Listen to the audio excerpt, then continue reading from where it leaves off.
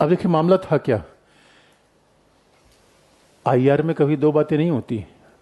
आप याद रखिए, आपके और आपके दोस्त के बीच कभी पंगा हुआ, उसमें दो ही लोग होते हैं, तीसरा चौथा भी होता है। पंगा तीसरे चौथे गाने के ही कारण होता है। दो लोग रहे पंगा हो ही नहीं, लेकिन तीसरा चौथा उसमें नहीं आएगा। यही दुनिया है, यही दुनिया पे आप किसी के साथ अकेले कैसे रह सकते हैं? तीसरा आदमी उसमें दिमाग नहीं लगाएगा, ऐसा तो हो ही नहीं सकता।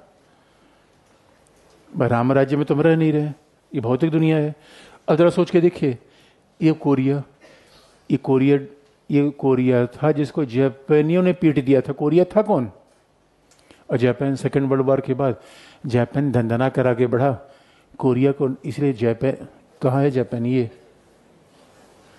जापान है। और पूरे कोरिया और जापान का आकार मिला दिया तो लगभग एक बराबर है। नॉर्थ कोरिया और साउथ कोरिया दोनों की पॉपुलेशन आप मिला देंगे तो जापान के बराबर आती है। इस सेकेंड वर्ल्ड वॉर के समय जापान की पॉपुलेशन नॉर्थ कोरिया की पॉपुलेशन जैसी थी। लेकिन आप जानते हैं जापान में राष्ट्रवाद बड़ा हावी था, और जापानी बड़ी मेहनती शुरू से थे, बड़े कर्तव्यशील हैं। जापानियों ने सेकेंड वर्ल्ड वॉर में दंदना कर हमला कर दिया कोरिया पर।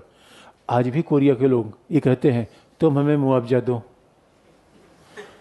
आज भी आप देखेंगे कह कोरियाई कह देते हैं कि तुम्हें मुआवजा दो, तो जापानी कहते हैं किस बात का मुआवजा मांग रहे हो? उनका सेकेंड वर्ल्ड वॉर में तेरा मारा क्यों था? आज भी, और कई बार भी आज भी कोरिया ये बात इसलिए भी वसूलते हैं। इनके खिलाफ ये भी आरोप है कि जब जापानी सैनिक यहाँ कोरिया में आए तो बहुत सारी कोरियाई महिलाओं का प्रयोग जापान के सैनिकों के लिए किया गया, जिससे उस समय कंफर्ट वुमन का नाम दिया जाता था, जिससे आज भी कोरियाई बड़ी आपत्ति करते हैं।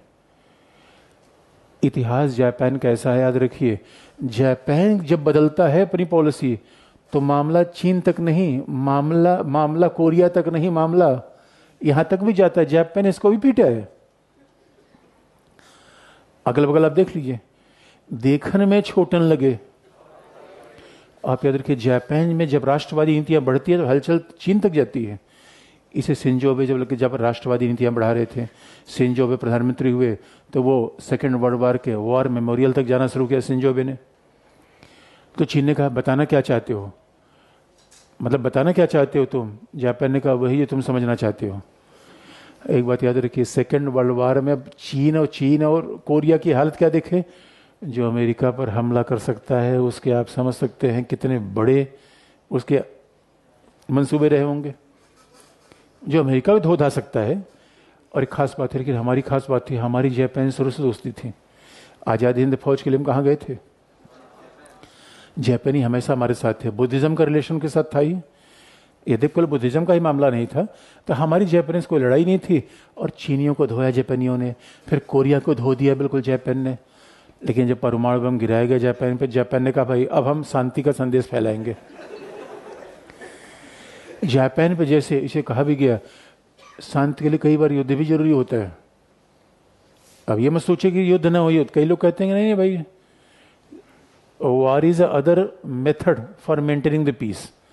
कई बार मार पिटाई बहुत जरूरी होती है शांति स्थापना। रोज ही खटर पुटर कोई कर रहा है पड़ोसी, एक बार उसको अच्छे से धुन दो, शांत हो जाएगा। नहीं, रोज ही अब प्रॉब्लम आएगी। अब ये जब लेकिन जापान जब हारा तो अब सब हुआ कोरिया किसका हो। और आप देखो कोल्ड वार में चीन का पक्का दोस्त सोवियत संघ, मतलब पक्का दोस्त क्या, चीन छोटा भाई था सोवियत संघ का, union of Soviet socialist Republic. क्योंकि ये दो समाजवादी थे। 1949 में एक तरफ 1949 में चाइना साम्यवाद के रूप में आ रहा है, और चाइना का साम्यवादी बन जाना पूरी दुनिया के लिए ऐतिहासिक था। और चाइना के साम्यवादी बन जाने में कोल्ड वार की घटना बड़ी महत्वपूर्ण है, क्योंकि चाइना में भी जब साम्राज्यवादी शासन था तो यहाँ दो शक्तियाँ थी, और वो आज भी लफड़ा चल रहा है। आज भी वो लफड़ा है। क्यों? ताइवान के मामले में चाइना में दो प्रकार के लोग थे, एक तो पूंजीवादी, दूसरा समाजवादी। एक था माओ, दूसरा था जो पूंजीवादी फोर्स को आगे बढ़ा रहा था। और वो कौन था? कौन था ऐसा व्यक्ति जो चाइना में पूंजीवाद के लिए लड़ रहा था? क्या? चांग काई शेक। भाई देखिए, अब जीएस के स्टूडेंट हो, वर्ल्ड स्टेट तो आपको आना चाहिए। चाई काई शेक या चांग काई शेक जो भी कह लीजिए, अब वो यानी चाइना में इस बात को लेके मतभेद हो गया कि आखिर शासन कैसा होना चाहिए, तो आपस में लड़ाइयाँ हुई। आपस की लड़ाई ने बाहरी लड़ाई को भी आगे बढ़ाया। तो जो माओ कहा करता था कि हम साम्यवादी बनाएंगे, और माओ कहा करता है दो दुश्मन हैं, एक तो अंदर के पूंजीवादी, दूसरे बाहर के साम्राज्यवादी। और जो माओ से कहा गया कैसे सबको निकाल लोगे, उनका शक्ति बंदूक की नली से निकलती है, शक्ति प्यार मोहब्बत से नहीं निकलती। तो माओ तो वैसे ही आक्रामक बात करता था। और मामला हुआ और अमेरिका सपोर्ट कर रहा था चाई काई शेक का। अमेरिका को लगता था किसी भी कीमत पर चीन में माओ नहीं आना चाहिए, साम्यवादी नहीं आना चाहिए, क्योंकि अमेरिका की लड़ाई थी सोवियत संघ से। अमेरिका लड़ाई सोवियत संघ से थी और सोवियत संघ सपोर्ट कर रहा था चीन को, समाजवादियों को, क्योंकि सोवियत संघ को लगता था अगर ये साम्यवादी बन गया फिर तो पूरी दुनिया हमारी। अब भाई आप याद रखिए, सबसे बड़ा अगर कोई देश साम्यवादी के प्रभाव में जाएगा तो वो समय था 1945 के बाद, जब पूरी दुनिया में एशियाई अफ्रीकी देश उभर रहे थे, आज़ाद हो रहे थे उपनिवेशवाद से, साम्राज्यवाद से। तो उनके लिए दो विकल्प बन रहे थे, एक पूंजीवाद, एक साम्यवाद का। तो इनके पास जो विकल्प ज़्यादा आकर्षक होता उधर वो ज़्यादा जाते। यदि विकास, आप कहेंगे विकासशील देशों के लिए आकर्षक विकल्प ज़्यादा कौन था, तो विकासशील देशों के लिए समाजवाद थोड़ा ज़्यादा आकर्षित करता था, क्योंकि याद रखिए जहाँ गरीबी होगी वहाँ गरीबी हटाने की बात आकर्षित करेगी। अच्छा, रसिया का कोई साम्राज्यवादी इतिहास भी नहीं था, भाई समाजवादियों का कोई शोषण का इतिहास तो नहीं था। इंग्लैंड और अमेरिका ये सब भाई भाई हैं, इन्होंने मिलकर हमारा शोषण किया था। क्योंकि अमेरिका में बसने वाले लोग हैं कौन, जो इंग्लैंड में पहले रहते थे वही ढूंढ लिया अमेरिका। तो इंग्लैंड के लोगों ने तो हमसे साम्राज्यवादी संबंध बना रखा था, इसलिए हमें यूरोप के साथ संबंध बनाने में, अमेरिका के साथ संबंध बनाने में थोड़ा सा संकोच होता था। तो इस वजह से चाइना, और चाइना में हुआ क्या, माओ का शासन आ गया, और माओ के शासन आने से अमेरिका को बड़ा सेटबैक लगा। अमेरिका को लगा भाई तो साम्यवाद की बढ़त मिल गई, और उसी समय से चाई काई शेक भाग गया ताइवान, फार्मोसा, ताइवान भाग गया। उसी समय से वहाँ पे अमेरिका ने ताइवान को सपोर्ट किया, चाई काई शेक को सपोर्ट किया। आज भी ताइवान में कैपिटलिस्ट सिस्टम चलता है, आज भी ताइवान में लोकतांत्रिक सिस्टम चलता है, चाइना में अलग सिस्टम चलता है। तो ताइवान और चीन का झगड़ा तभी से आया, कोल्ड वार के समय से। और आज उसी कारण चीन कहता है नहीं ताइवान हमारा है, ताइवान को हम ले लेंगे, क्योंकि वहाँ पे भी चीनी मूल के लोग रहते हैं, इसमें कोई दो राय नहीं है। और चाइना कहता है भाई वो भूभाग हमारा है। लेकिन तब तक ये हुआ, कोरिया को जीत लिया जापान ने। अब जापान हट गया, अब ये हुआ कोरिया किसके पास जाए, तो साम्यवाद का स्वाभाविक रूप में हमारे पास जाएगा। कोरिया का दो भाग में, हर राज्य का 4 भाग में बंटवारा किया गया। 4 भाग में लास्ट में किसके हो गया, 2, क्योंकि फ्रांस और ब्रिटेन ने अपना सारा हिस्सा किसको सौंप दिया, अमेरिका को, उधर सोवियत संघ। अब इनके बीच में दीवार खींची गई, नॉर्थ कोरिया और साउथ कोरिया अलग अलग हो गए। साउथ कोरिया साम्यवादी बन गया, नॉर्थ कोरिया अमेरिका का दोस्त हो गया, पूंजीवादी। अब 2 बढ़ गए। और खास बात है, सीमा तो बढ़ गई, लेकिन साम्यवादियों के हौसले थोड़ा आगे थे। देखिए साम्यवादी हमेशा वर्ग संघर्ष की बात करते हैं। साम्यवादी कहते हैं अरे भाई सही काम के लिए कोई मारपीट करनी पड़ जाए, कोई बुरी बात थोड़ी है, शांति शांति करते रहोगे। अरे पूंजीपतियों को हटाओ। तब तक इधर माओ था ही, और साम्यवादियों ने क्या किया, नॉर्थ कोरिया की सरकार ने क्या किया, नॉर्थ कोरिया साम्यवादी सरकार थी, सोवियत संघ ने उसका माओ ने कहा ऐसे बैठे रहोगे, अरे इधर से हड़पो, हम इधर हैं, रसिया सपोर्ट में आ जाएगा, जापान कुछ कर नहीं सकता, जापान वैसे बेकार हो गया सेकेंड वर्ल्ड वॉर के बाद, आगे बढ़ जाओ।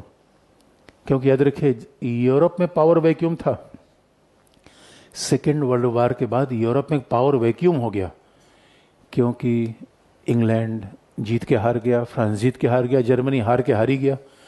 इस पावर वैक्यूम को भरने के लिए एक तरफ लड़ाई चल रही थी। पावर वैक्यूम का मतलब शब्दावली है, शक्ति संघर्ष का दूसरा नाम है। भाई जहाँ वैक्यूम होगी वहीं तो आधी आएगी। तो उधर अमेरिका सोवियत संघ उधर भी लड़ रहे थे। फिर ऐसा लगा कि नहीं, इस पावर वैक्यूम को साम्यवादी न भरे। भाई जापान जहाँ हारा हो, पावर वैक्यूम ही तो हो गया। अब यहाँ किसका नियंत्रण हो, इसी बात से झगड़ा हो गया। नॉर्थ कोरिया ने हमला कर दिया, चीन का बड़ा हो गया, साम्यवादी हो रहे हो, डर रहे हो, अरे हम है ना। नॉर्थ कोरिया का अरे अमेरिका उसका सपोर्ट है, अमेरिका बहुत दूर है, जब तक आएगा हम इधर निपटा देंगे मामला। नॉर्थ कोरिया ने दंदना कर अपनी सेनाएं साउथ कोरिया में भेज दी। साउथ कोरिया ने हल्ला मचाया कि भाई ये तो चीनियों ने लिया हमारा पूरा, ये चीनी नॉर्थ कोरिया मिलकर षड्यंत्र कर रहे हैं। उस समय अमेरिका के नेतृत्व में सेनाएं भेजी गई, मैकार्थर और संयुक्त राष्ट्र संघ के नेतृत्व में। संयुक्त राष्ट्र संघ ने कहा नॉर्थ कोरिया आक्रामक है, शांति बनाए रखी जाए। मैकार्थर के नेतृत्व में सेना भेजी गई शांति बनाए रखने के लिए, और मैकार्थर ने लड़ाई शुरू की साउथ कोरिया के साथ, और साउथ कोरिया की सेनाएं इधर घुसते हुए चली गई नॉर्थ कोरिया। नॉर्थ कोरिया में नहीं घुसी, यहाँ ये यालू नदी है जो चीन और नॉर्थ कोरिया को अलग करती है। मैकार्थर यहाँ तक पहुँच गया। मैकार्थर ने कहा मार मार के सबको भोथरा बना दूंगा। हिम्मत है ऐसे, मतलब ऐसे अमेरिकन को चैलेंज कर दोगे?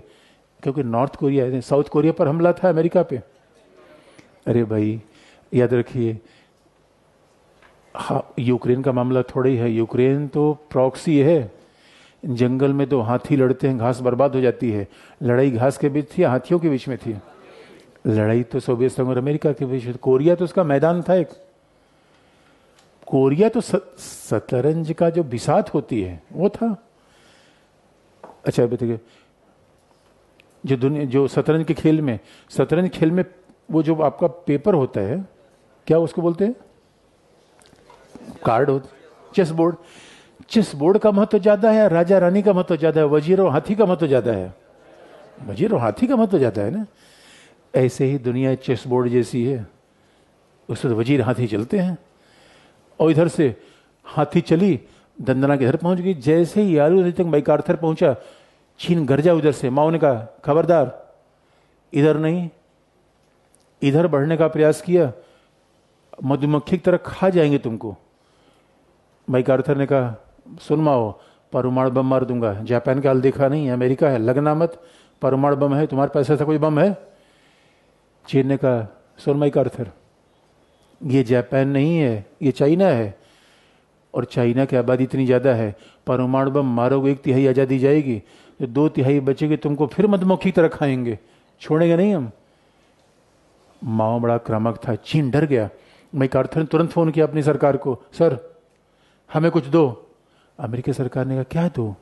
क्या परमाणु बम? कहाँ यूज करना है? उनका चाइना को उड़ा ही देते हैं, जापान उड़ गया है, लगे हाथ यही हिसाब कर लेते हैं। एक बात याद रखिए, इसे कहा जाता अब डिप्लोमेसी की आवश्यकता थी। ये बार बार कहिए IR वॉर नहीं है मेरे दोस्तों। कितने एग्जाम्पल हैं इसके? न रियलिज्म वॉर है। अमेरिकी सरकार ने कहा लगता है मैकार्थर साहब आपका दिमागी संतुलन हिल गया है, थोड़ा गड़बड़ हो गया आपके साथ, आप ऐसा नहीं कर सकते। उनको बुला लिया गया, उनको अब आपको आराम की जरूरत है। मैकार्थर को अमेरिका ने सेना से वापस बुला लिया, लेकिन संयुक्त राष्ट्र संघ की अध्यक्षता में दक्षिण कोरिया उत्तरी कोरिया के बीच शांति स्थापित हुई, सीमाएं खींच दी गई। इसलिए अब आप देखिए फिर वही कोरिया संकट, यही तो जियोपॉलिटिक्स है। चीन चाहेगा इस पर हमारा नियंत्रण हो, अमेरिका चाहेगा प्रभावी रूप में हमारे इस पर नियंत्रण। जियोपॉलिटिक्स मामला क्या था? और जहां विकासशील देश लगते थे, याद रखिए कोल्ड वॉर में विकासशील देशों से पूछा जाता था यार तुम्हारा अमेरिका से क्या मतलब है? उनका अमेरिका की बात मत करो, ये पूंजीवादी, साम्राज्यवादी, शोषणवादी। उनका अच्छा ये मामला है। कहा हाँ यही मामला है, अभी ये विस्तारवादी है, हम चलने नहीं देंगे। इसलिए अमेरिका फैक्टर आ ही जाता था सैन्य संगठन में। इसे कोरिया ने शुरू से, कोरिया, इसलिए अमेरिका ने क्या कहा, कोरिया तो हमारी सुरक्षा में आ जाओ। कोरिया ने कहा हाँ भाई ऐसा ही लगता है कि चीन इतना शक्तिशाली है तो अपनी सुरक्षा में आ जाएंगे। और यहीं पे गुआम आइलैंड में उसने सैनिक अड्डा बना रखा है, अमेरिका ने गुआम में सैनिक अड्डा बना रखा है। तो आप जरा सोच के देखिए, रसिया इधर और चाइना इधर, नॉर्थ कोरिया पर तो इनका प्रभाव बनता ही था। उसी के बाद से लेकर आज तक नॉर्थ कोरिया में साम्यवादी सरकार है। वो अतीत आज तक कोल्ड वार का इतिहास यहां नहीं मिट पा रहा है, नॉर्थ कोरिया और साउथ कोरिया के बीच में। और आप देखेंगे अब क्या हुआ, साउथ कोरिया में पूंजीवादी सरकार, लोकतांत्रिक सरकार, और यहाँ पे साम्यवादी सरकार, एक दल की सरकार, एक पार्टी की सरकार। न देखिए दोस्तों, यही खास कर अब मार्क्स कितना महान विचारक था, मार्क्स ने कहा क्या था, हो क्या गया, इन दोनों बातों में बड़ा फर्क आता है। और आज का इतिहास ये बताता है कि उत्तर कोरिया आर्थिक रूप में आगे नहीं बढ़ पाया। उत्तर कोरिया केवल हथियार अर्जित करता रह गया। उत्तर कोरिया के पास अगर आप जाएंगे, दुनिया के सबसे खतरनाक हथियार है, कोई भी हथियार उसको बुलवा ले, 2 मिनट में वो चला देगा वो। लेकिन दक्षिण कोरिया की पर कैपिटा इनकम यूरोपीय देशों के बराबर आ गई। दक्षिण कोरिया पूरी दुनिया के इंडस्ट्रियल पावर हाउस बना हुआ है। हुंडई कार से लेकर सैमसंग मोबाइल तक तो भारतीय बाजारों में देख ही रहे हैं। 5 करोड़ की आबादी है। दक्षिण कोरिया पूरी दुनिया के इंडस्ट्रियल पावर हाउस है। इससे अच्छा एग्जाम्पल मैं क्या आपको बताऊं कि चीन के साथ जब द्विपक्षीय व्यापार किसी देश का होता है तो 99% कंडीशन में वो देश व्यापार घाटे में होता है। दक्षिण कोरिया से छोटे देश ने चीन को व्यापार घाटे में रखा हुआ है। एक खास बात है। और दक्षिण कोरिया सच मानिए विकासशील रहा नहीं। इसलिए एक जमाना था लोग कहा करते थे रे भाई जो जो पिछड़ गया वो पिछड़ गया। दक्षिण कोरिया ने विकास की तस्वीर लिख दी। उत्तर कोरिया मर गया दोस्तों, नेस्तो नाबूद हो गया। उत्तर कोरिया के पास क्या है? परमाणु बम। और संयोग की बात है कोविड के समय परमाणु बम खाया नहीं जा सकता था। पाकिस्तान उत्तर कोरिया की पॉलिसी की चली। अब बताइए उत्तर कोरिया दक्षिण कोरिया की पूरी घटना बताती है। पॉलिटिक्स तो वही है, पूंजीवाद जीता या साम्यवाद। बड़ी इंटरेस्टिंग बात है। अब बताइए अगर पूरी दुनिया में जिन जिन लोगों ने, तो आंकड़े आते हैं, मैं ये नहीं कह रहा हूं पूंजीवाद में सारी अच्छाइयां हैं, पूंजीवाद में बड़ी खामियां हैं, लेकिन सवाल ये है समाजवाद यार फेल कैसे हो गया? उत्तर कोरिया अपने आप को मैनेज क्यों नहीं कर पाया? और एक खास बात देखेंगे, समाजवादी देशों में मार्क्स जैसे महान विचारक ने कहा था जहां समाजवाद आएगा वहां सबका शासन एक जैसा होगा। इन लोगों ने क्या किया कि पिता का शासन, बच्चे का शासन, बच्चे का शासन, व्यक्ति का शासन हो गया, पार्टी का शासन हो गया, लोगों का शासन तो रहा नहीं। लोगों का शासन नहीं रहा तो ये कोरिया संकट कोल्ड वार का दूसरा फेज था और संयोग से आज भी बना हुआ है। ये कोल्ड वार का दूसरा फेज था और आज भी बना हुआ है। तो सवाल है आज क्या लफड़ा है? लिख लीजिए। हम फिर अतीत से वर्तमान पर आ गए। आज ऐसा क्या लफड़ा है कोरिया में? क्योंकि आज हमारा एग्जामिनर कहां पे जाएगा? वर्तमान घटना में। और यही फिर अब सवाल है कि, और अच्छा ये भी याद दिला दें आपको, दक्षिण कोरिया से पूछा गया कि भाई तुम्हारे पास शांति का क्या तरीका है? दक्षिण कोरिया ने कहा कोई बात नहीं है, इसको हम लेने को तैयार हैं, कोई बात नहीं, अपना अपना ही भाई है। जरा सोच के देखिए, यही कोल्ड वार की दुनिया थी। भाषा एक, भूभाग एक, कल्चर एक, उसके बाद भी सीमा आकर खड़ी हो गई बीच में दोस्तों। दो भाइयों के बीच विभाजन में बड़ा क्लासिकल एग्जाम्पल है यार। और लेकिन खास बात है बर्लिन की सीमा टूट गई। आज आप जाएंगे कभी यूरोप में तो लोग दिखाते हैं कि भाई ये कभी था जहां पे दीवार थी, दीवार टूट गई बर्लिन में। दीवार टूटे का एग्जाम्पल आपको बता देंगे, दीवार टूटी कैसे। लेकिन कोरिया की दीवार आज तक नहीं टूट पाई। कोरिया की दीवार नहीं टूट पाई तो आज भी दक्षिण कोरिया के लोगों से पूछा गया भाई ये बताओ तुम उत्तर कोरिया को लेना चाहते हो? उन्होंने कहा हाँ भाई हम तो बिल्कुल लेना चाहते हैं। अरे अपने छोटे भाई उनके गरीब लोगों को भी, उनका कोई बात नहीं, हम आए अमीर बना देंगे। अब जब दक्षिण कोरिया ने ऑफर दिया, इसे कई बार हम पॉलिसी ऑफ सनशाइन के नाम से जानते हैं। दक्षिण कोरिया ने जैसे ऑफर दिया, दक्षिण कोरिया उत्तर कोरिया के पास गया, उत्तर कोरिया चीन के पास गया।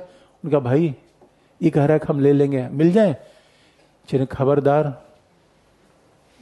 बेवकूफी की बात करता है, पूंजीवाद से मिल जाएगा। नॉर्थ कोरिया का भाई एक बात बताएं, तुम भी तो अमेरिका से मिल गए 71 में। चीन का छोटे भाई होके अब ये सवाल पूछोगे? अरे हम मिले थे तो आर्थिक वजह से। कहा भाई हम भी तो आर्थिक वजह से मिलना चाहते हैं, मिल जाए। वो तो खबर, अब सवाल ये बात है आज भी नॉर्थ कोरिया और दक्षिण कोरिया में दो भाइयों के बीच मेल मिलाप में बाधा कौन बन रही है? इसमें प्लेयर कौन है? अमेरिका। मामला उत्तर कोरिया दक्षिण कोरिया का है या अमेरिका चीन और महाबलियों का है?